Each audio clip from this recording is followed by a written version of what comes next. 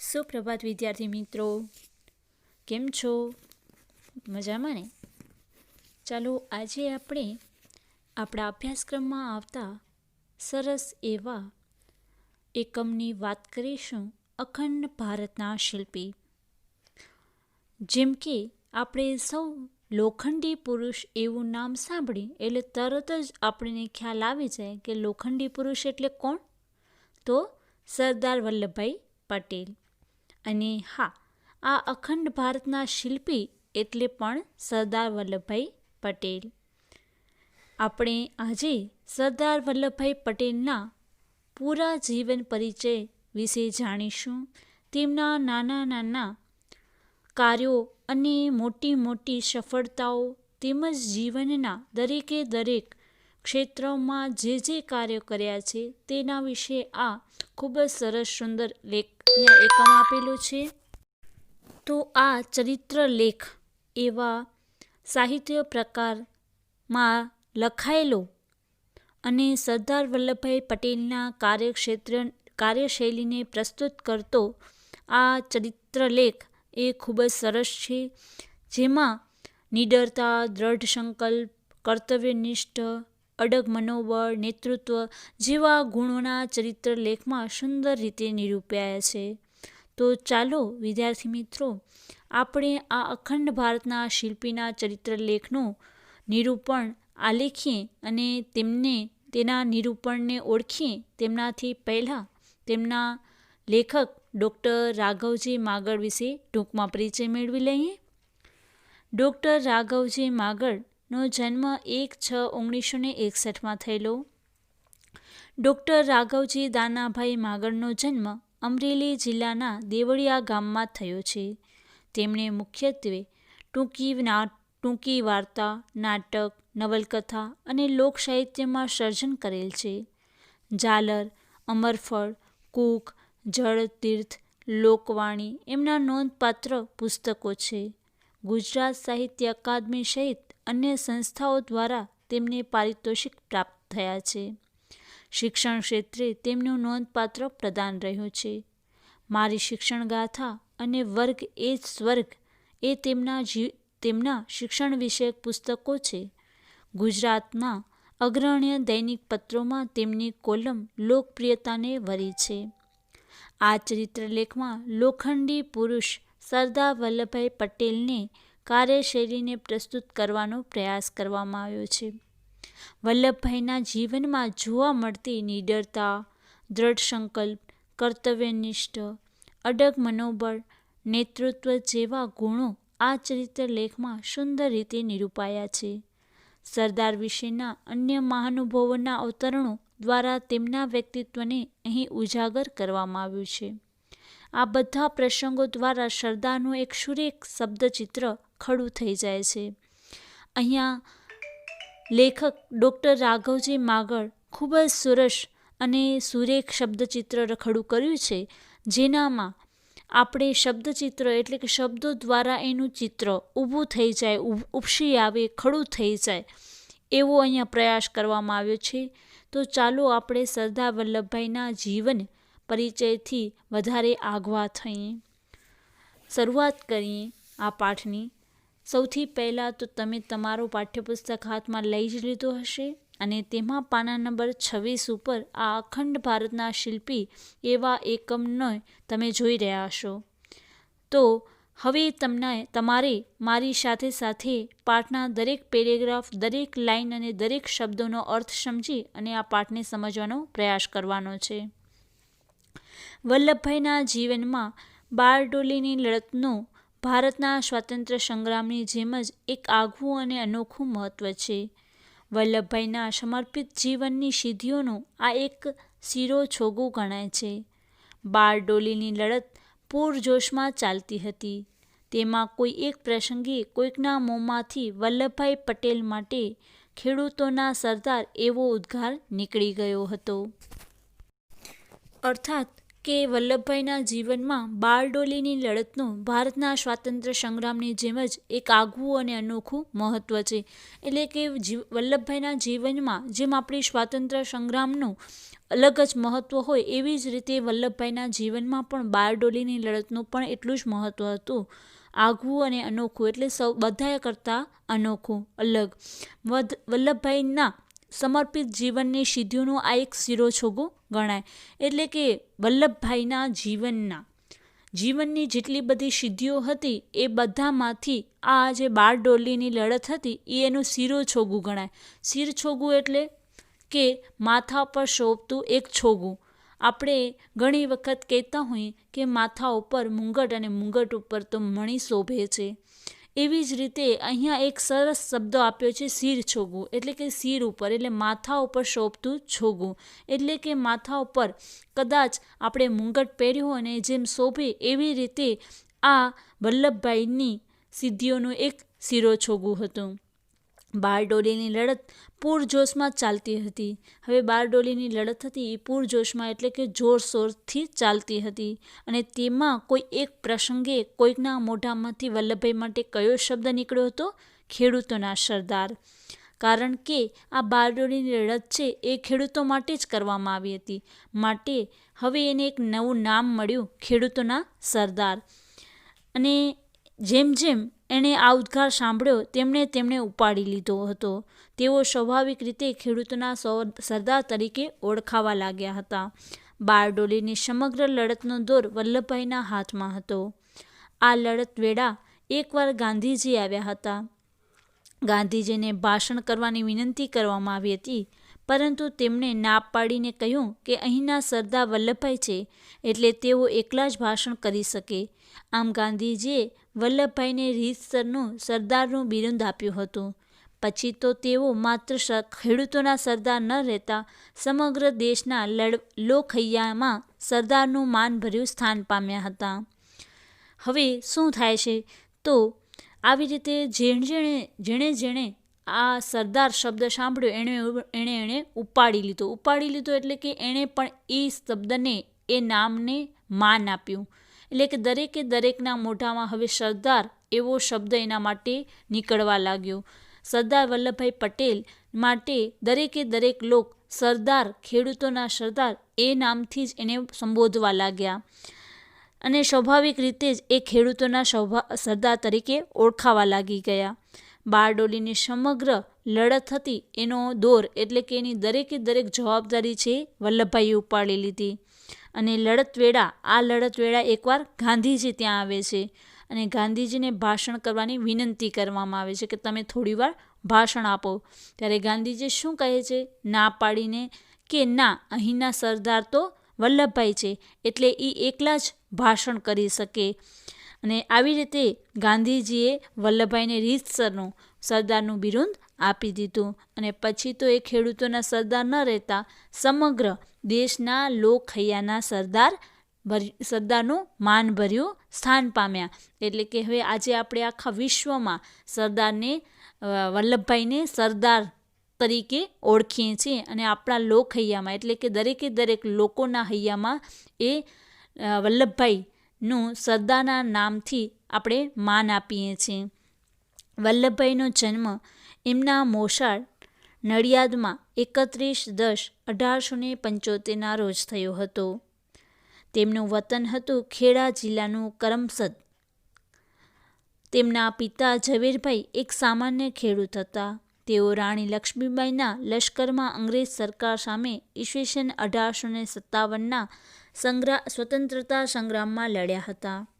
દ્રઢતા અને દેશભક્તિ તેમની નસે નસમાં ધબકતી હતી. ગાંધીજીએ કહ્યું હતું, ખેતરમાં પરસેવો પાડતા ખેડૂતોનું જીવન જ સાચું જીવન છે. આ ખેડૂત પુત્રે નાનપણમાં જીવનને ઝીણી નજરે જોયું હતું. ગામડાના જીવનની ઓછપ અને અધૂરપણને અનુભવી હતી. આ વાત પિતાની જેમ વલ્લભભાઈએ બાળપણમાં આત્મસાત કરી હતી. શું થાય છે અહીંયા તો વલ્લભભાઈનો જન્મ આપણે જોયો તો એના મોસાળ એટલે કે એના જે મામાનું ઘર હતું નડિયાદ ત્યાં થયો હતો.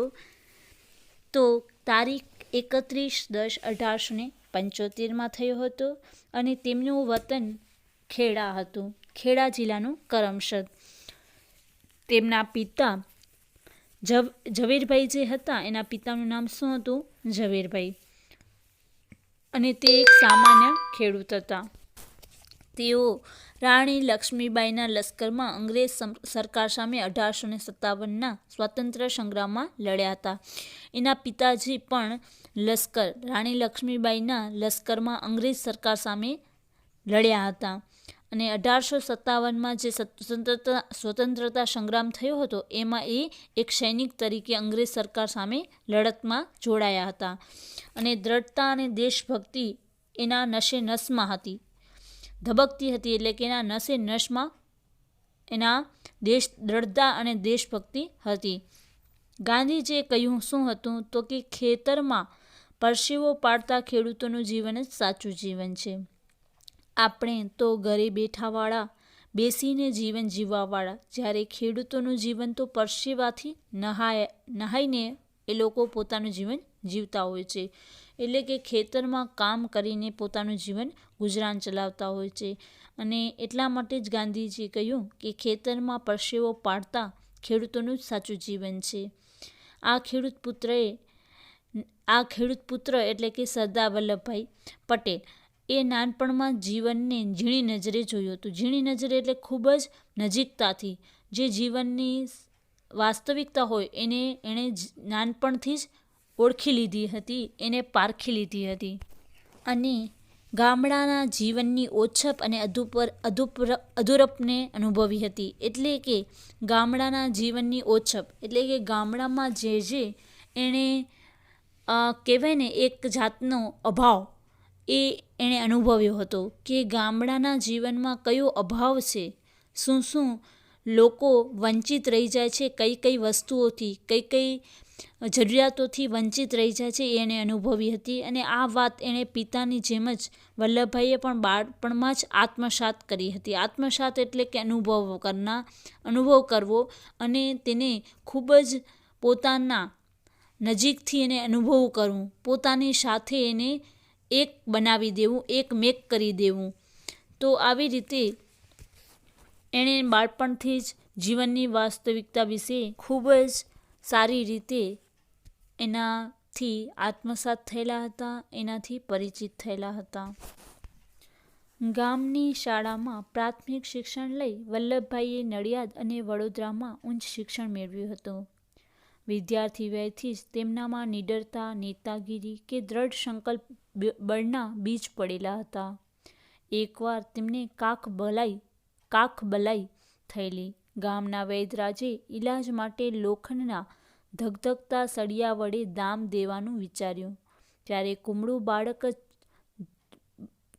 બાળક જોઈ ખુદ વૈદ્યરાજ અવઢળ અનુભવવા લાગ્યા હતા. આ સમયે વૈદ્યરાજના હાથમાંથી ગરમ સળિયો લઈ જાતે જ ગાંઠ પર દામ દઈ દીધો હતો. જોનારા સૌ દંગ રહી ગયા હતા. તેઓના વિશિષ્ટ ગુણોને વ્યક્ત કરતા બાળપણના આવા તો અનેક પ્રસંગો છે. હવે વલ્લભભાઈ જે છે એમનું પ્રાથમિક શિક્ષણ એમને પોતાના ગામની શાળામાં લીધું અને પછી નડિયાદ અને વડોદરામાં ઉચ્ચ શિક્ષણ મેળવ્યું હતું. વિદ્યાર્થી વય એટલે કે વિદ્યાર્થીની ઉંમર જેટલા એ જ્યારે હતા, એટલે કે તમારા જેટલા જ્યારે હતા ત્યારથી જ એનામાં નિડરતા, નેતાગીરી એટલે કે નેતૃત્વ સંભાળવું, કોઈ જવાબદારી સંભાળવી, અને દ્રઢ સંકલ્પ બળના એટલે કે દ્રઢ મનોબળ, જે વિચાર્યું હોય એ કરીને જ રહેવું, એને દ્રઢ સંકલ્પ કહેવાય. એના બીજ પડેલા હતા એ વિદ્યાર્થી જીવનથી જ હતા. અને એકવાર એને કાખબલાઈ એટલે શું? તો કાખબલાઈ એટલે બગલમાં થતું ગુમડું. બગલમાં એક જાતનું ગુમડું થાય જેમને કાખબલાઈ કહેવાય. તો એને એકવાર સરદાર વલ્લભભાઈને થયું હતું. ત્યારે ગામના વૈદ્યરાજ એમનો ઈલાજ કરવા એટલે કે હવે એની દવા તરીકે તો એક જ રસ્તો હતો કે એને લોખંડના ધગધગતા એવા સળિયા હોય એનાથી દામ દેવું, જેનાથી ગુમડું મટી જાય. પરંતુ સામે કુમળું બાળક એટલે કે સરદાર વલ્લભભાઈ ત્યારે તો નાના હતા.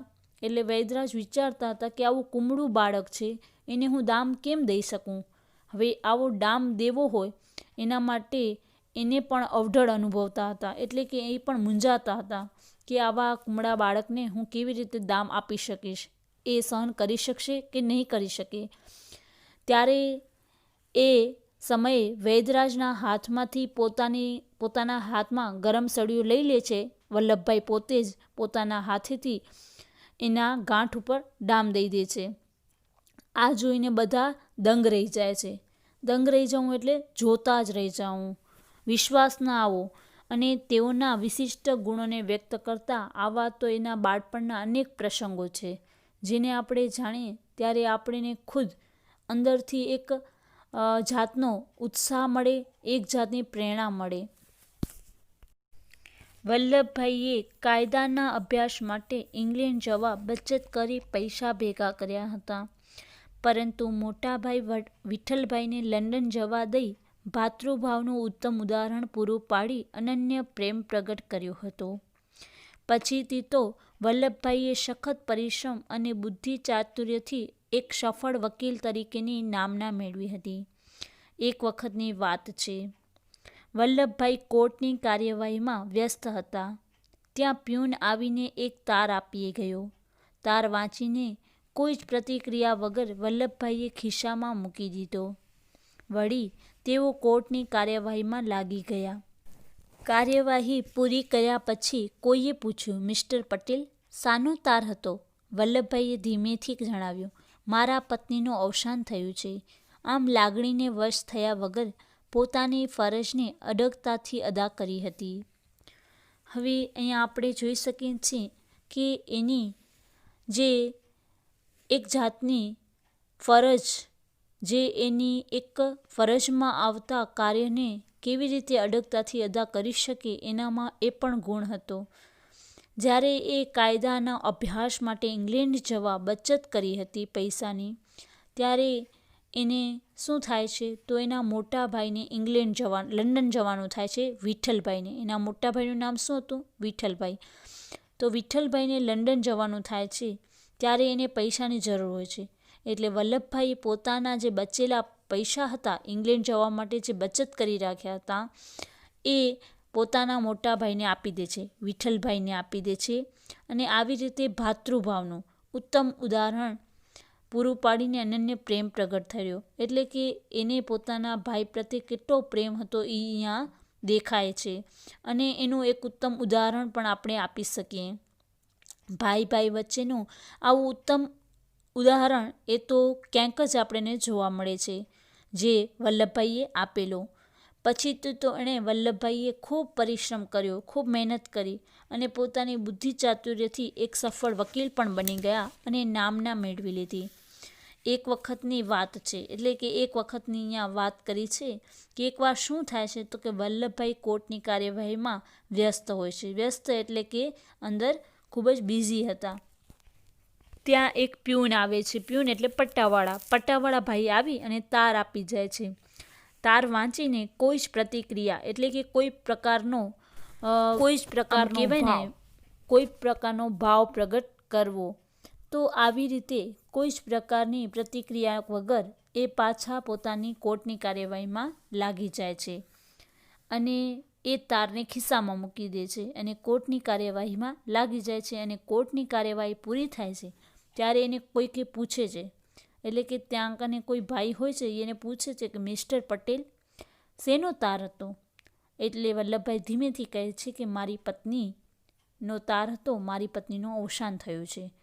આવી રીતે આવા સમાચાર, દુઃખદ સમાચાર સાંભળે છે જ્યારે કોર્ટની કાર્યવાહી કરતા હોય છે ત્યારે, છતાં પણ થોડા પણ લાગણીને વશ થયા વગર, એટલે કે લાગણીમાં આવ્યા વગર એ પોતાની ફરજને ખૂબ જ અડગતાથી અદા કરે છે. એટલે પોતાના કાર્યને સંપૂર્ણપણે પૂરું કરીને પછી બીજી જવાબદારી ઉપર પાછા પોતાની જવાબદારી નિભાવવા માટે નીકળે છે.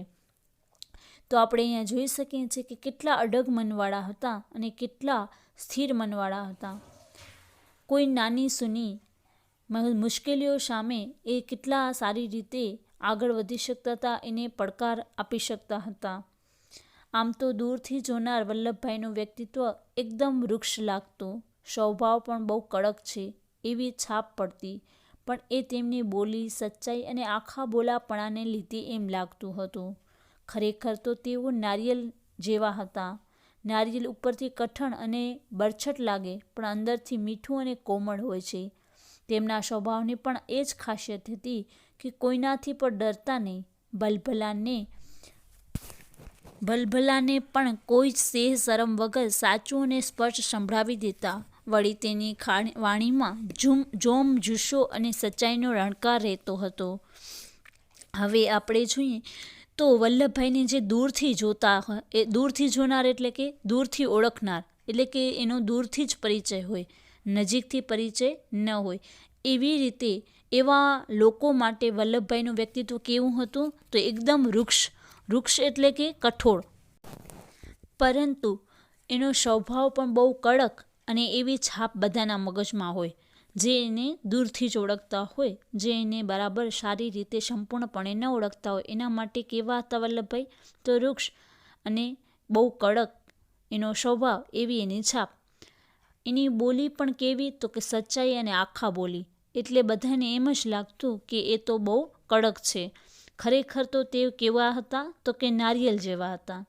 નારિયેલ પણ કેવું હોય? તો કે ઉપરથી કઠણ અને બરછટ હોય ને. તમને બધાને નારિયેલ જોયો છે ને, તો ઉપરથી કેવો હોય? કડક અને કઠણ અને બરછટ હોય, પરંતુ એની અંદર જ કેવું સરસ મજાનું મીઠું અને કોમળ ટોપરું અને પાણી હોય છે. આપણે બધાને ખ્યાલ છે. તો એના સ્વભાવની પણ એ જ ખાસિયત હતી કે ઉપરથી તો આવા કઠણ અને બરછટ લાગતા, પણ અંદરથી એટલા જ એ મીઠા અને કોમળ હતા. એ કોઈનાથી પણ ડરતા નહીં અને ભલભલાને કોઈ સેહ શરમ વગર સાચું અને સ્પષ્ટ સંભળાવી દેતા. એટલે કે કોઈની ચિંતા ન કરતા કે સામેવાળા વ્યક્તિને કેવું લાગશે, એ શું વિચારશે મારા વિશે, એને માઠું લાગી જશે તો, એને આવું ન કહેવાય. તો આવી કોઈ સેહ શરમ વગર એને સાચું અને સ્પષ્ટ સંભળાવી દેતા. તેમની વાણીમાં જોમ, જુસ્સો અને સચ્ચાઈનો રણકાર હતો. એટલે જ્યારે પણ એ બોલે ત્યારે એની વાણીમાં શું હતું?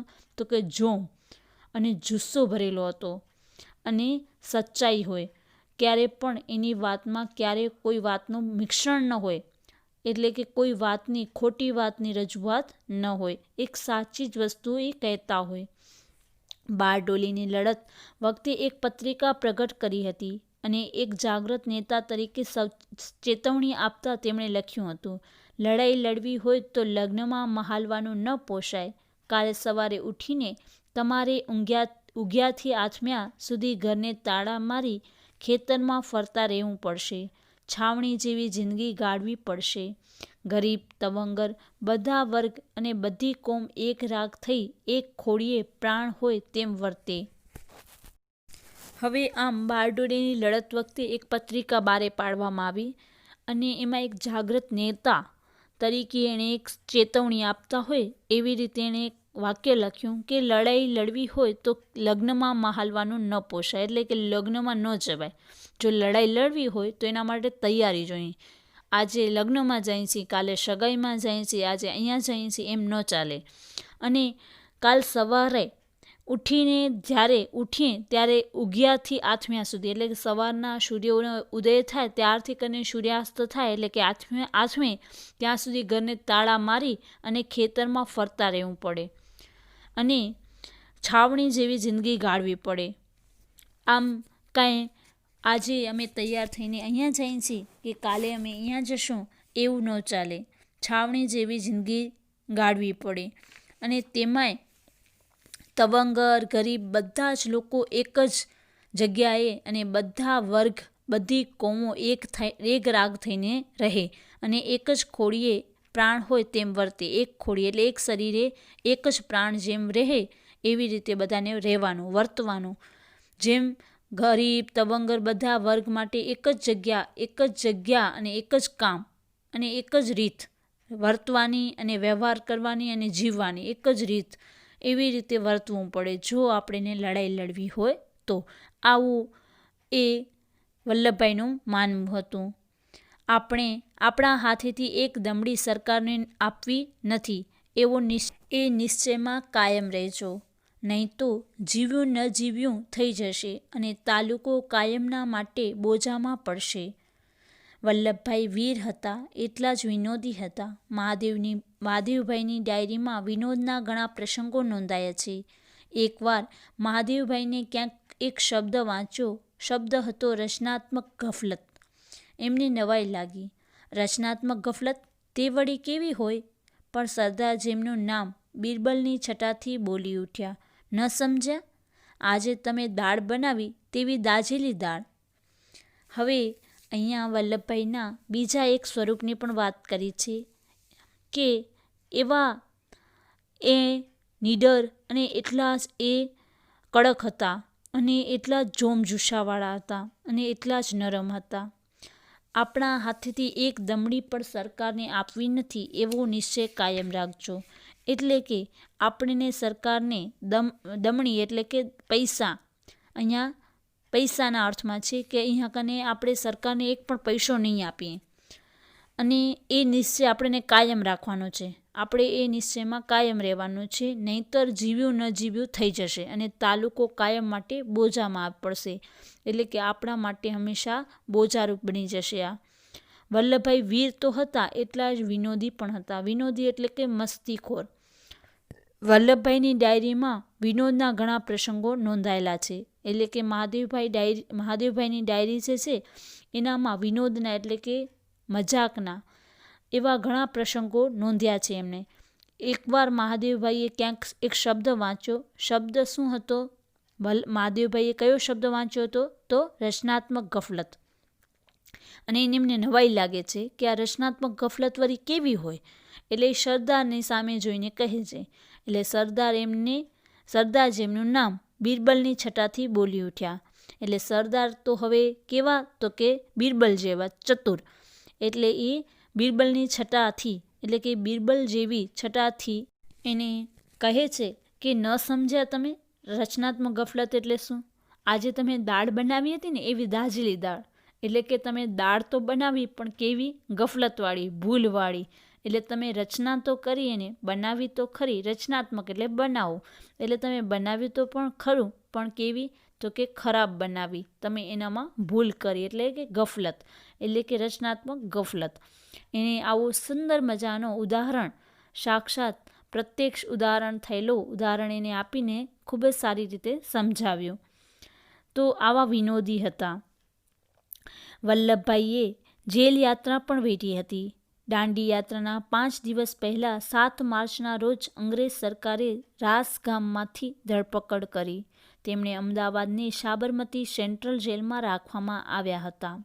તે વખતે જેલમાં સજા ભોગવી રહેલા આઝાદી જંગના આંદોલનકારીઓએ ગગનભેદી નારાઓથી જેલની દિવાલોને ગજવી મૂકી હતી.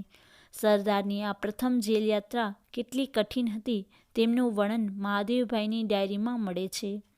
ધરપકડના 3જા દિવસે મહાદેવભાઈ અને આચાર્ય કૃપલાણજી સરદારને મળવા જેલમાં ગયા હતા. તે વખતે થયેલી પ્રશ્નોત્તરીના થોડા અંશો જોઈએ તો હવે અહીંયા આપણે જોઈએ તો વલ્લભભાઈ એ જેલ યાત્રા પણ વેઠી હતી. એટલે કે જેલની યાત્રા એટલે કે જેલ પણ ભોગવી હતી, જેલમાં પણ ગયા હતા.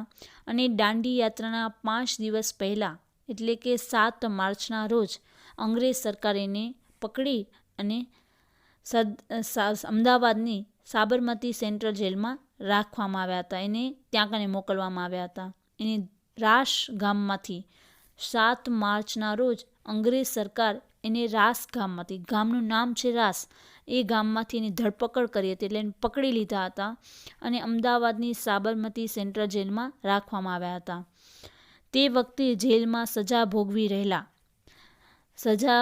રહેલા એ સરદાર વલ્લભભાઈ પટેલ આઝાદીના સજા ભોગવી રહેલા આઝાદી જંગના આંદોલનકારીઓએ ગગનભેદી નારાઓથી જેલની દિવાલોને ગજવી મૂકી હતી. અર્થાત કે ત્યારે જે સાબરમતી આશ્રમ સેન્ટ્રલ જેલમાં જે બધા આંદોલનકારીઓ હતા એને ત્યાં રાખવામાં આવ્યા હતા. અને બધા જ આઝાદી જંગના આંદોલનકારીઓ શું કરે છે તો ગગનભેદી નારાઓ લગાડે છે. એટલે ગગનભેદી એટલે કે આકાશ સુધી અવાજ પહોંચે એવા નારાઓ, એટલા જોરથી, એટલા જોમજુસ્સાથી નારાઓ એટલા લગાડે છે કે દિવાલોને ગજવી મૂકે છે.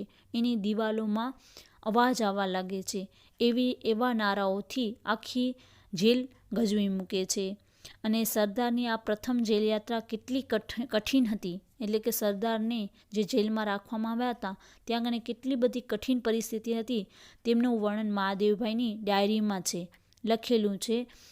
અને ધરપકડના ત્રીજા દિવસે એટલે કે જ્યારે વલ્લભભાઈને પકડવામાં આવ્યા હતા એના ત્રીજા દિવસે એ જેલમાં મહાદેવભાઈ અને આચાર્ય કૃપલાણજી એને મળવા માટે ગયા હતા, સરદારને મળવા માટે જેલમાં ગયા હતા. અને તે વખતે ત્યાં પ્રશ્નોત્તરી થયેલી, એટલે કે એકબીજા વચ્ચે પ્રશ્નો થયેલા, જેમના થોડાક અંશો અહીંયા છે. અર્થાત કે થોડાક પ્રશ્નો જેવા કે કેવા પ્રશ્નો થયા હતા એ અહીંયા એનું વર્ણન છે. તો આપણે આ પ્રશ્નો કયા થયેલા હતા એમનો અભ્યાસ આપણે નેક્સ્ટ પિરિયડમાં કરીશું અને કયા પ્રશ્નો અને કેવા હતા એ જોઈશું. ખૂબ જ સુંદર આ એક ચરિત્રલેખ અખંડ ભારતના શિલ્પી છે જેમનો આપણે આગળના નેક્સ્ટ પિરિયડમાં અભ્યાસ કરીશું. તો આજના આ પિરિયડનું હોમવર્ક નોંધી લેશો. આજના આ પિરિયડનું હોમવર્ક દર વખતેની જેમ જ આપણા આ પાઠના જે શબ્દ સમજૂતી અને રૂઢિપ્રયોગો આપ્યા છે એ તમારે લખી નાખવાના છે. નેક્સ્ટ પિરિયડમાં આપણે આગળના પાઠનો અભ્યાસ પણ કરીશું અને અભ્યાસ અને સ્વાધ્યાયનો પણ ચર્ચા કરીશું. તો જલ્દીથી આ પાઠના શબ્દ સમજૂતી અને રૂઢિપ્રયોગો લખી નાખવાના છે. Thank you.